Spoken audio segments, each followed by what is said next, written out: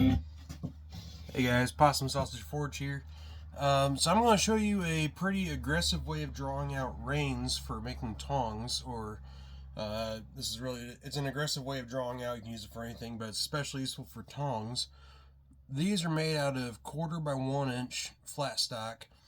All I did was set down for the bit. Didn't do any of the chiseling and twisting, nothing like that. Just set down like you normally would. Did the bit, flip over, set down the shoulder between the bit and the boss, and then rotate it again off the far side of my anvil and set down from the boss to the rein. That's where we're at on this end. This side I already started drawing out. Start out with 14 inches of this 1/4 by 1 material. Planning on drawing the rein section out to roughly 2 feet before I cut it in half, so I have at least a 12-inch rein. I like a bit longer. 14 to 15 inch would be ideal, but we're just going to see what happens. But I want to show you this technique for drawing these out. So naturally, I set down this way, and excuse me, I've got a bit of a head cold going on. There's lots of congestion. But initially, I set down, set down my jaw. Normal process, rotate 90 away from my body, set down the boss, rotate 90 away, set down the rein, come back through, kind of shaped up that boss area a bit. It naturally left this step right here. So what we're going to do is we're going to take a good hot heat right in this section, and I'm using a cross peen. It's hand forged. I picked it up. I had to do a bunch of cleanup work on it, regrind the face and the peen, had to put a handle on it. But I'm guessing this cross peen's around 3 pounds or so.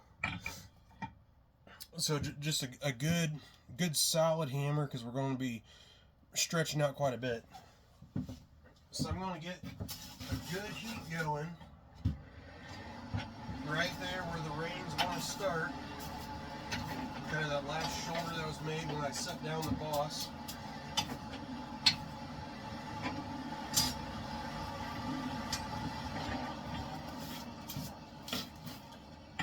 Now you can really make pretty quick work of this.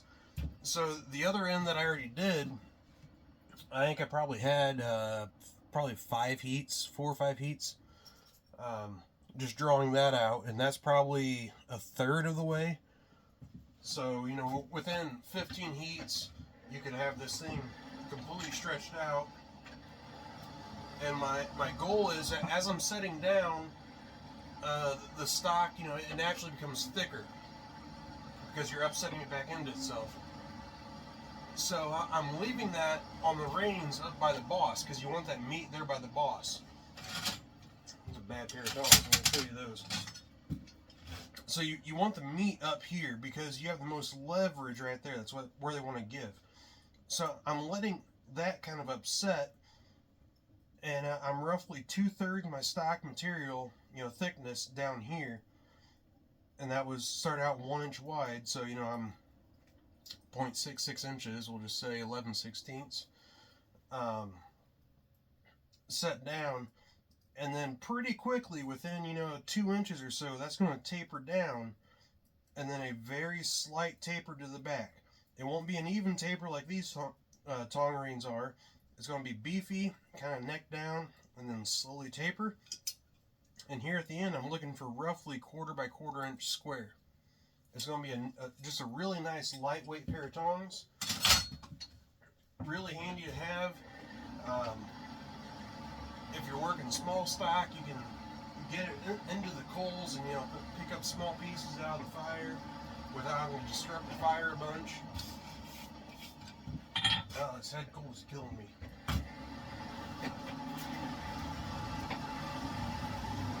So right now what I'm going to do is I'm going to get a really good heat in there, because I'm going to be moving a bunch of material, moving it pretty far.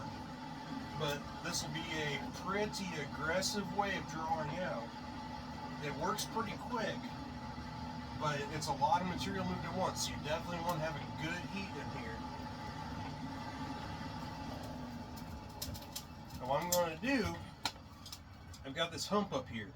That hump I'm going to have up and maybe a quarter or 3/8 of an inch away from the edge of my anvil. And my anvil has about a 1/4 inch radius right there. You drive that straight down. True it up a little bit. So what I did, that hump was up on this side.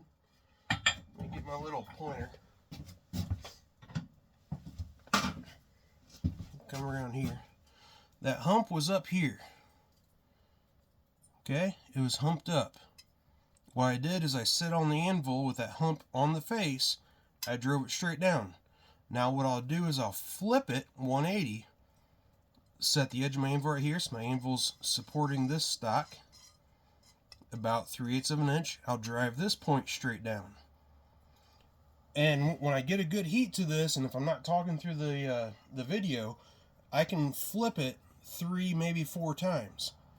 So if you're taking 3/8 of a bite at a time, you're talking, if I can flip it 4 times, it would be 3/8, 3/4, 1.125 1.5 and I could work all the way back 1.5 in one heat. You can also see how heavy that boss is. This one's a bit on the thin side, but it's upset quite a bit. So I'll come back and clean that. It's going to swell back out just a touch. Basically, I like to see this thickness from here to here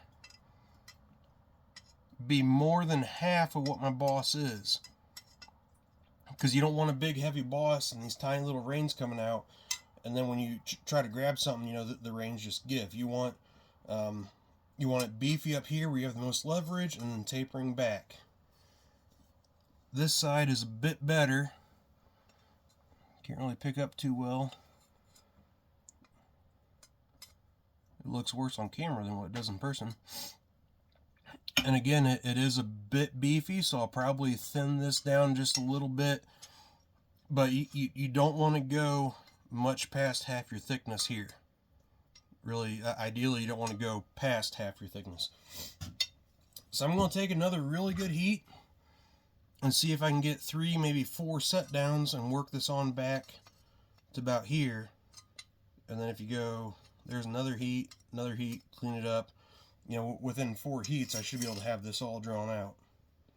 But it's a very aggressive way of drawing out material. If you just come to the flat of your anvil and you're hammering it straight down, well, this smooshes out. So then you have to come over here, you have to rotate 90, and you got to smooth it back out. Well, now it's back out that way, back and forth, back and forth. When you go to the horn is a very good way to draw out. But again, it's not quite as aggressive as this technique, because you're actually driving that point in, the point of the anvil face.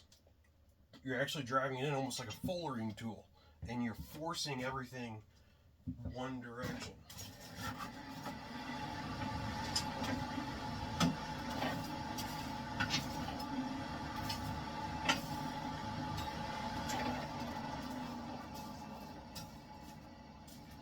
So let me get a really good heat on this, and then you can just watch me swing a hammer. I'll just go for it, try to not talk through it.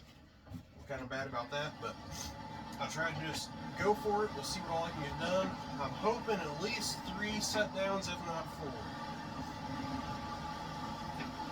And remember that the hotter your material is, the easier it moves. So instead of pulling your steel out of the fire, say, 30 seconds earlier, so you can work on it, well, if you left it in there for another 30 seconds, you could get another set down done and drawn out, and it works easier.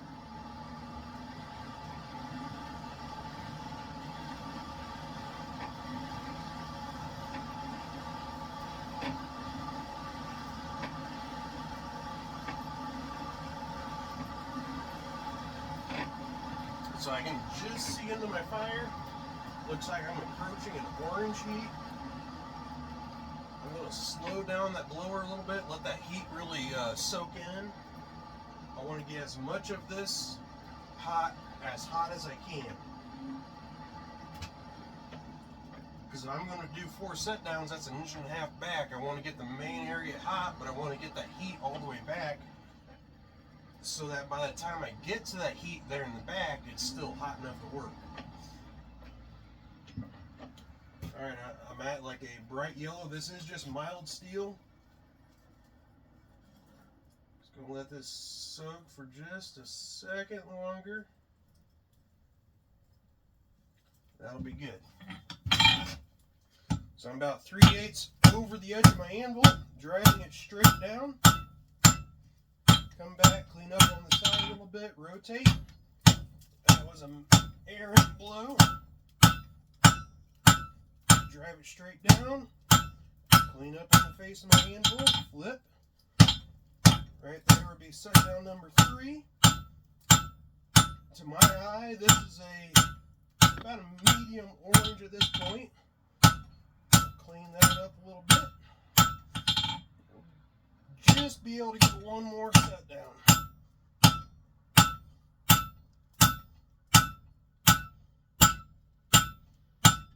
So now what I'm going to do, I'm going to come through and straighten everything up.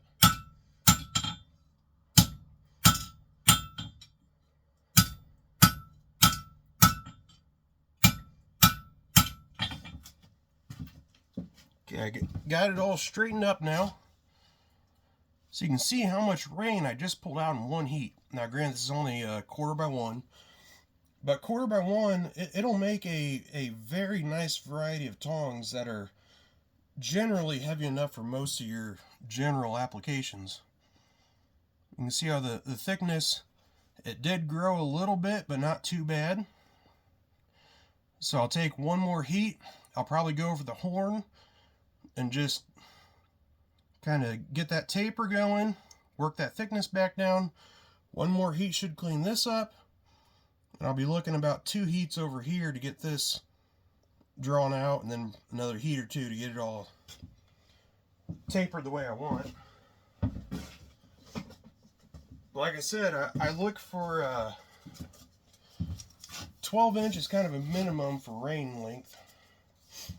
Just is what I'm comfortable with. So from the back of my boss to the back of my boss, I'm at 18 inches right now. So that'd be a 9-inch rein. And I want to go 12 inch. That's another 3 per side, 6 inches. This right here, you're probably at least 2, 2.5. Oh, we're actually 3 inches.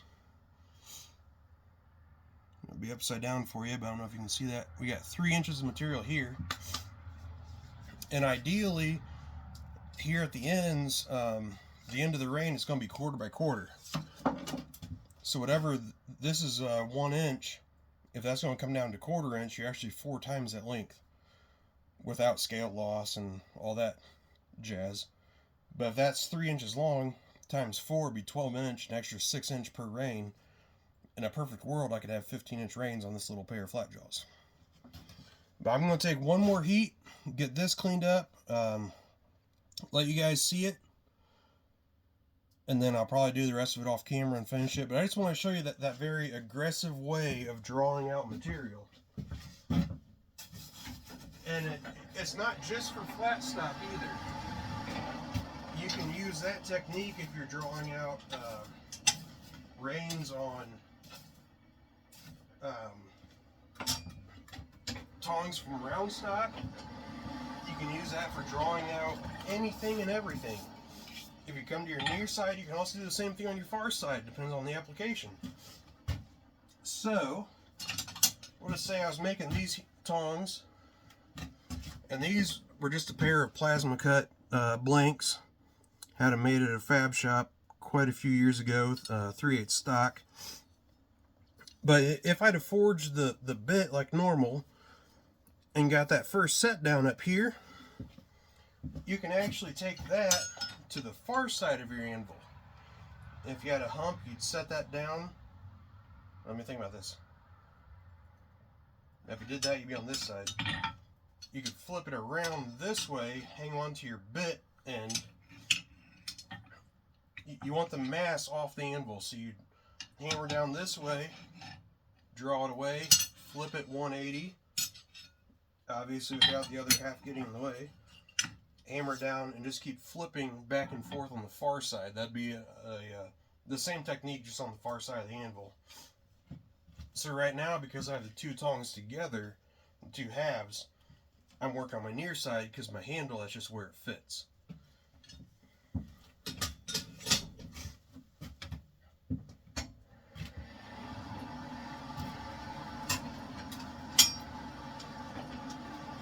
And that would be the same technique that I used in the 15-minute railroad spike challenge, where you see how far you can draw out a railroad spike in 15 minutes, completely by hand. So this is a railroad spike I turned into a fire poker. But the spike ended up, it was just shy of this length because I did some work on it after the fact, put this hook in it, did the pineapple twist handle. But it was the same technique for this. I had my tongs, I grabbed the spike from this end, went to the far side of the anvil and set down just to get this neck down.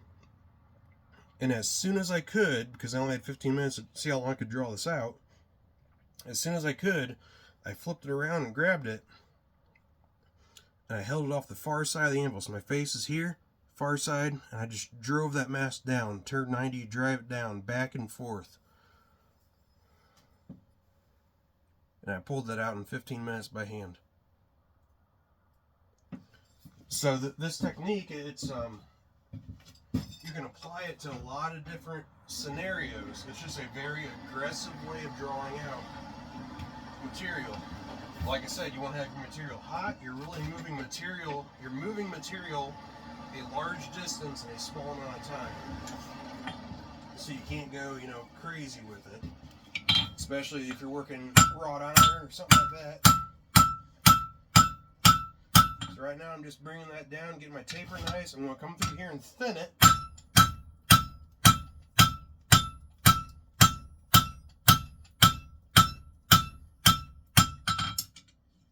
Get everything cleaned up and screwed up.